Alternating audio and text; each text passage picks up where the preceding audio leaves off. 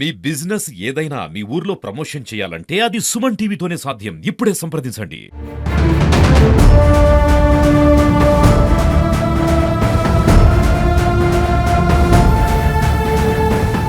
Hello, welcome to Suman TV. ఉమ్మడి వరంగల్ జిల్లాలో రోజురోజుకి ఇసుక మరియు మట్టి తవ్వకాల ఆగడాలు మాత్రం ఆగట్లేదు.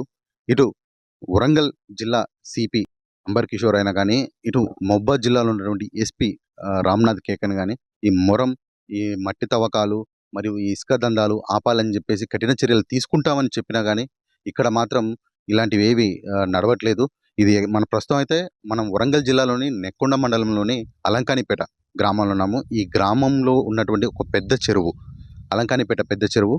ఆ శివారులో ఎక్కడైతే పశు పక్షాదులు ఇక్కడికి వచ్చేసి ఇక్కడ సేద తీరుతూ ఇక్కడ నీటిని తాగడానికి వచ్చే దారిని, ఈ గుట్టల నుంచి వచ్చే దారిని, అంటే అడవిలో మమేకమైనటువంటి ఈ గుట్టని, అంటే ఈ పచ్చదనంతో ఉన్నటువంటి ఈ గుట్టని అక్రమార్కులు యథేచ్ఛగా తవ్వుకుంటూ ఈ గుట్టలో ఉన్నటువంటి రాళ్ళని పక్కకు తొలిచి ఇక్కడ ఉన్నటువంటి మట్టిని వాళ్ళు అమ్ముకోవడం జరుగుతుంది.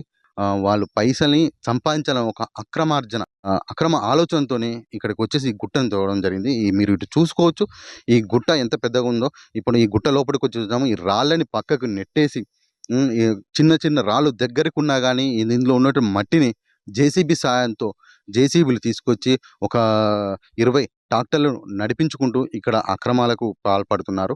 ప్రస్తుతం దీని గురించి ఒక విశ్లేషణ చెప్దాము. ఈ చెరువు గురించి మరియు ఇది ఎక్కడ తవ్వుతున్నారు అనేవి వాటి గురించి మాట్లాడదాం. అలంకానిపేటలో ఉన్నటువంటి ఈ పెద్ద చెరువు ప్రాముఖ్యత చాలా గొప్పది. ఎందుకంటే ఇక్కడ కొన్ని వేల కుటుంబాలకి, కొన్ని వేల ఎకరాలకి సాగును అందిస్తూ ఇక్కడ వారి యొక్క అవసరాలను తీరుస్తుంది.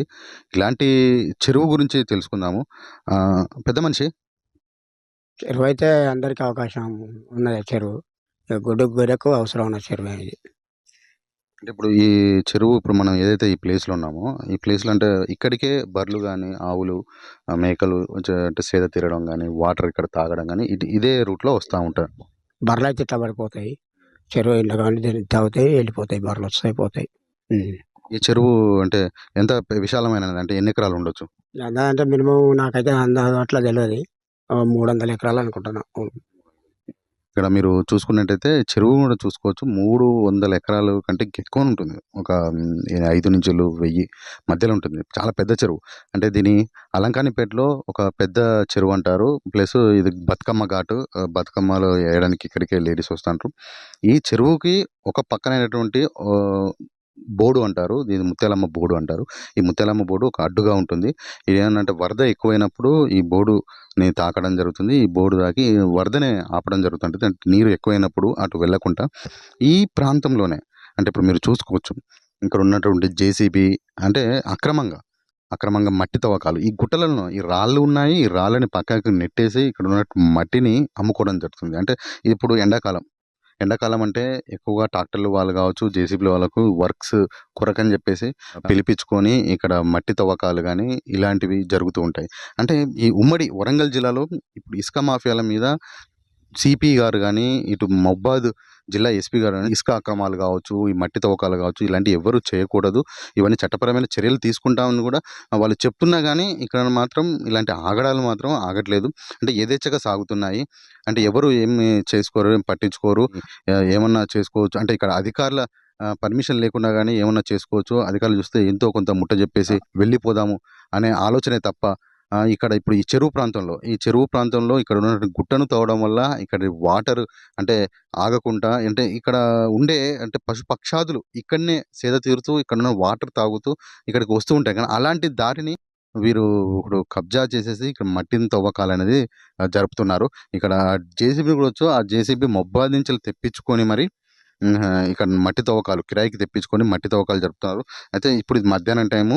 ఈ టైంలో మనం ఇక్కడికి వచ్చేసరికి ట్రాక్టర్లు కూడా వెళ్ళడం జరిగింది. మరియు జేసీబీ డ్రైవర్ కూడా ఇక్కడ అంటే మనం వచ్చేసరికి ఇక్కడ జేసీబీ డ్రైవరు ఈ జేసీబీని ఇక్కడ ఆపేసి తను వెళ్ళిపోవడం జరిగింది.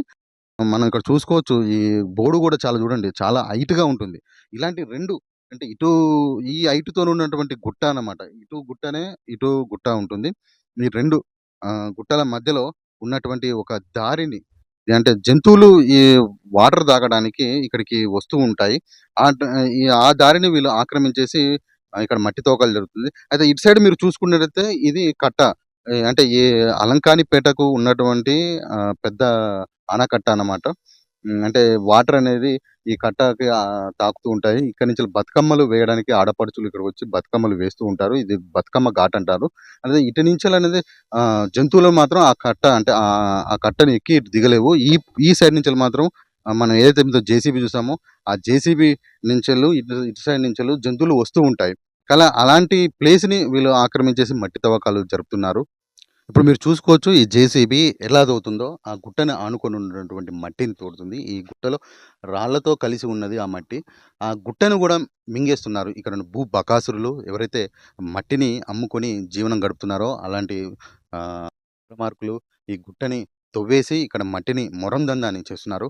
అంటే వరంగల్ ఉమ్మడి జిల్లాలో ఇటు సిపి, ఇటు మొబ్బాద్ ఎస్పీ గారు గాని ఈ అక్రమ మట్టి తవ్వకాలు, ఇసుక తవ్వకాల గురించి వాళ్ళు కఠిన చర్యలు తీసుకుంటామని ఎంత చెప్పినా గూడా ఇక్కడ ఉన్నటువంటి దందా చేసేవారు, అంటే ఈ మట్టిని నమ్ముకొని బతికేవారు, ఈ ఇసుకని నమ్ముకుని బతికేవారు కానీ వాళ్ళకి మాత్రం బుద్ధి రావట్లేదు.